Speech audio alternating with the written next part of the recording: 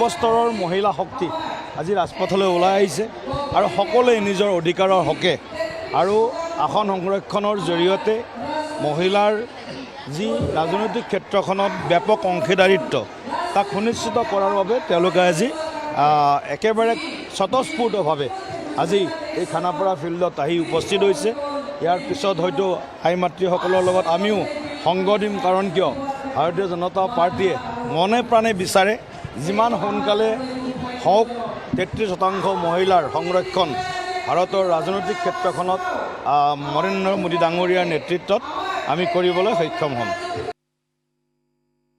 আপোনালোকে গম পাইছে যে আমাৰ যি নাৰী শক্তি বন্দন অধিনিয়ম 33% ওমেন ৰিজাৰ্ভেশ্যন যিখন বিল, এই বিল ইতিমধ্যে আমাৰ বিফল হৈছে। গতিকে এয়া কংগ্ৰেছ আৰু ইণ্ডি এলায়েন্সৰ তেওঁলোকৰ যি নাৰী বিৰোধী নীতি আৰু স্থিতি তাৰ বিৰুদ্ধে আজি সমগ্ৰ মহিলা জাতি ওলাই আহিছে আৰু কংগ্ৰেছৰ বিৰুদ্ধে আক্ৰোশ প্ৰকাশ কৰিবলৈ আমাৰ যি 33% ৰিজাৰ্ভেশ্যন ৰাজনৈতিকভাৱে সেয়া আমি ইতিমধ্যে বহুত দিনৰ পৰা আমাৰ এয়া দাবী আছিল আৰু আমি আশা কৰিছোঁ যে 29 চনত আমাৰ এই দাবী সজোৰে আমাৰ যাতে গৃহীত হয় আৰু কংগ্ৰেছৰ তেওঁলোকৰ যি নাৰী বিৰোধী নীতি আৰু স্থিতি তেওঁলোকৰ কেৱল পৰিয়াল কেন্দ্ৰিক তেওঁলোকৰ যিসকল নেত্ৰী আছে তেওঁলোকৰ নিজৰ পৰিয়ালৰ মহিলাসকলৰ উত্থান মানে তেওঁলোকে নাৰীৰ উত্থান বুলি ভাবে আৰু সাধাৰণ পৰিয়ালৰ পৰা অহা যিসকল মহিলাই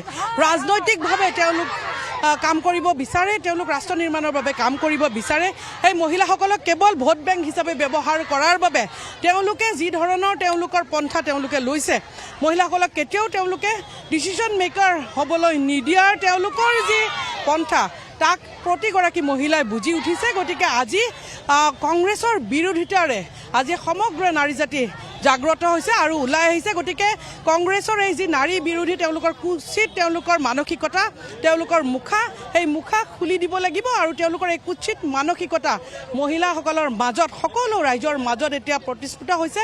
গতিকে আমাৰ যি 33% আমাৰ যি ৰাজনৈতিক অধিকাৰ, সেই অধিকাৰ আমাক লাগিবই আৰু আমাৰ নেতা নৰেন্দ্ৰ মোদী ডাঙৰীয়া, অমিত শ্বাহ ডাঙৰীয়াৰ ওপৰত আমাৰ দৃঢ় বিশ্বাস আছে যে আগন্তুক নিৰ্বাচনত মহিলাসকলক সেই ৰাজনৈতিক অধিকাৰ দিব।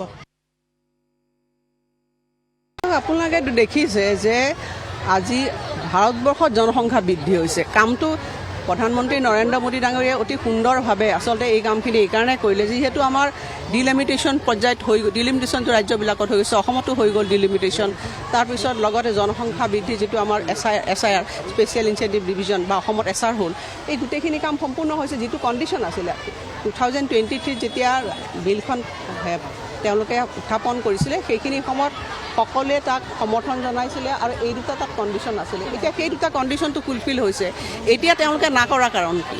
এতিয়া জল পটপটকেতো ওলাই পৰিছে যে তেওঁলোকে আজি আপোনালোকে চাওক যে ডিলিমিটেশ্যন হোৱাৰ পিছত অসমতে নহয় ভাৰতবৰ্ষৰ সকলো ৰাজ্যতে সমানুপাতিকভাৱে যিমান আগতে তেওঁলোকৰ ছিটবিলাক আছিলে, সংসদীয় ছিটবিলাক আছিলে, তাৰ 50% তেওঁলোকে বৃদ্ধি হৈছে। গতিকে দুইটা কাম একেলগে হৈছে, এইটো সৰু কথাটো নহয়।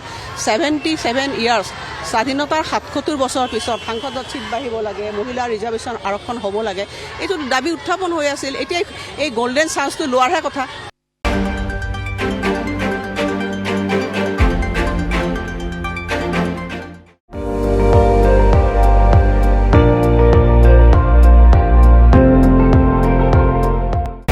আপুনি চাই আছে ND24, সৰ্বশ্ৰেষ্ঠ নহয় সৰ্বোত্তমৰ দৌৰত।